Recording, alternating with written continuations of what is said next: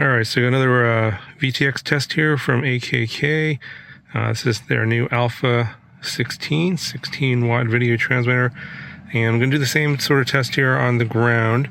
I have this attached to my hat, and will be on my scooter, and got the I guess it's a diamond antenna here, kind of high up, away from my body. And this time, got the same receiver. I have a couple of SMA extension cables, and I'm going to be putting the antennas up high above the car instead of down low here on the dash, so we should get better reception.